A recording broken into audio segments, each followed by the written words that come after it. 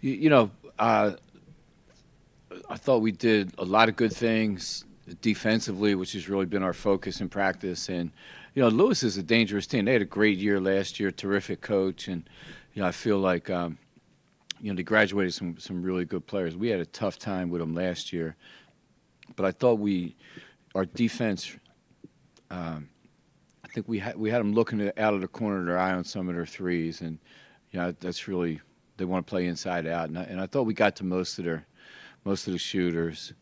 And again, one of the things we've been working on every day is just deflections and trying to get loose balls and turn them into transition buckets. And we're getting there. We're still, again, it's if you coach college basketball a long time, and Thanksgiving, like we're not even here yet. It's just such a long season now. But so we're just trying to take our time and try to get better. And tonight was a good start.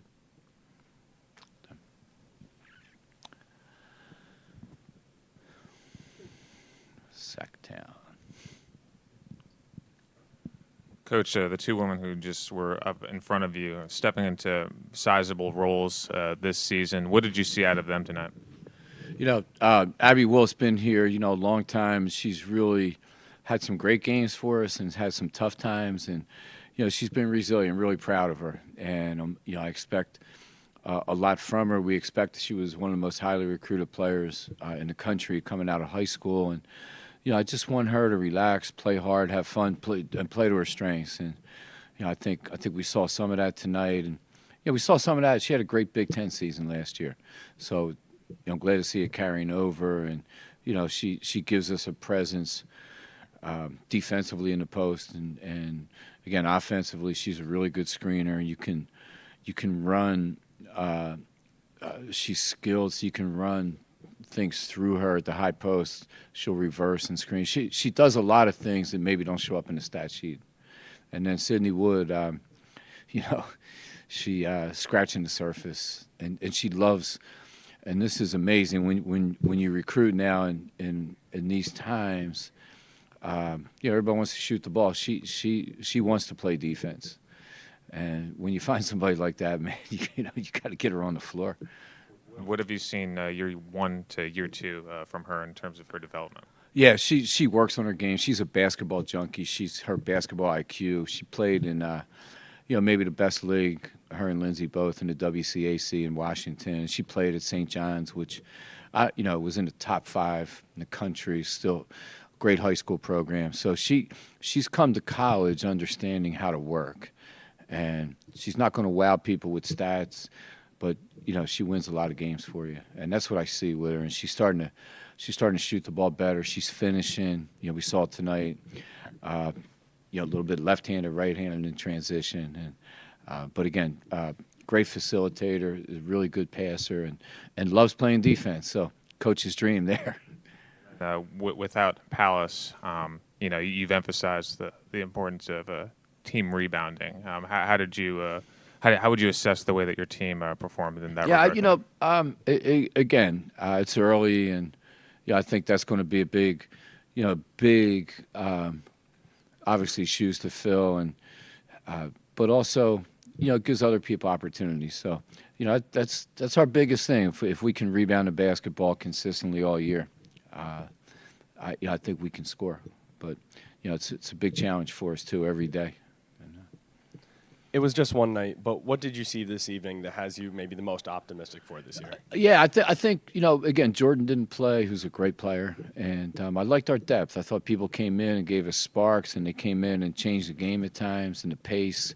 So, to be able to play a lot of players, it kind of gives you hope that we can, we don't lose a lot when we rotate people in. So I think we saw, I like what I saw tonight. Amber came in. Amber Jamison gave us, really good spark.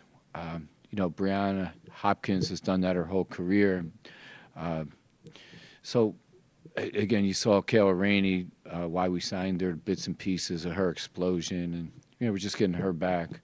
She had some injuries too. So, again, I just like our depth. And you got to play. You got to get better in November and December.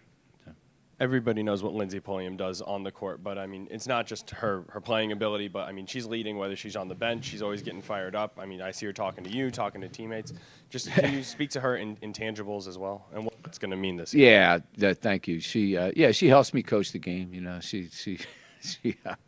she's incredible. You know, and I made her captain as a sophomore, and I think now as a junior, she's embraced that role also and sees.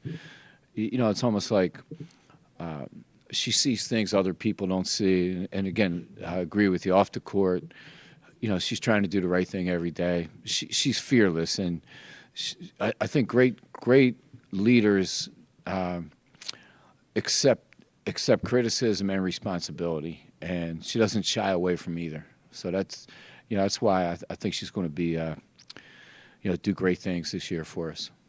So I asked the players, and now I'll ask you: Is there sort of a benchmark that you guys all have eyed for this season? I mean, what would be a successful season in your mind?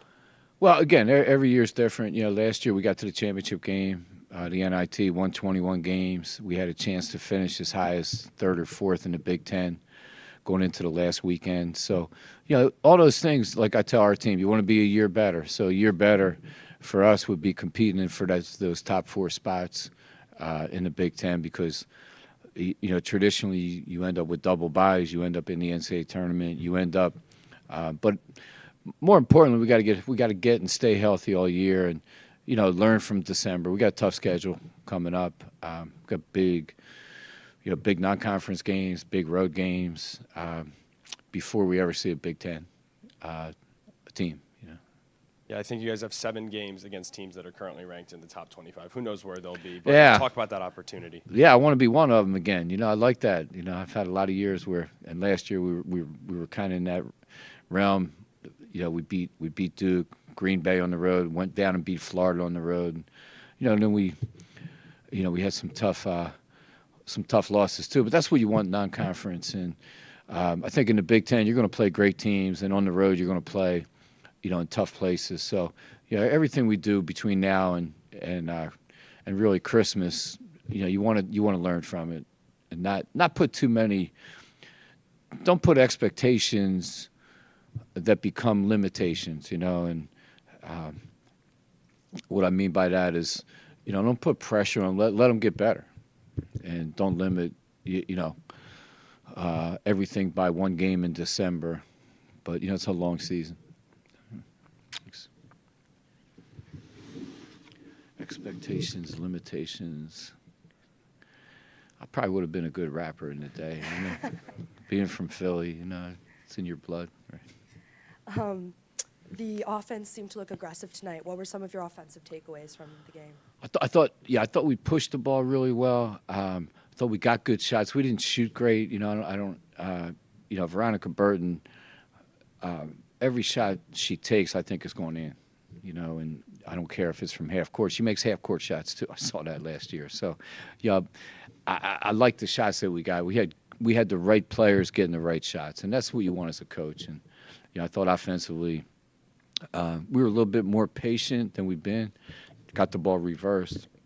Tried to use the whole court in transition too. So, you know, a lot of positives, but we got to get a post-up game where, you know, we're finishing everything around the basket, and I thought we got on the offensive glass too. But for us, we got to score in transition, and then we got to grind to half court.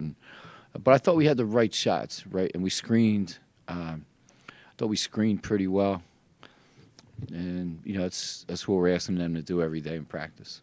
What did you think of Pulliam shooting tonight? You know, same thing like Veronica. Every time she shoots, I'm like, you know, let's get back on D, because I think the ball's going in, you know, and she just has that. And when she gets hot, you know, I've seen this. The only one really who can guard her is me, and that's by taking her out of the game, really. She just has that, you know, she makes tough shots. They're not tough shots, but for most people they are. But for her, it's kind of what she does. So, you know, again, she's going to have nights where, you know, she's going to struggle too, because she's you know, everybody's going to put their best defender. They're going to help on her. They're going to try to deny her the ball. But, if we can screen, and she's smart, she's savvy, but she understands who she is, which she has great awareness. So with the pressure trapping defense that you use with Sydney up top, what are her specific responsibilities as the point of attack? Yeah, Sydney is, like a spider. She or an octopus comes at you, and she gets in passing. She's really smart. Her and Burton both really, they anticipate so well. They cut down angles. They do it pretty much without fouling. So, I just think that's when we can do that and turn people over and get out and run. I think we're pretty good. They like playing defense. Anything else? Try that in recruiting, right? When you go. Awesome. Thanks. Okay, Coach. thanks. Appreciate it, guys. Thanks.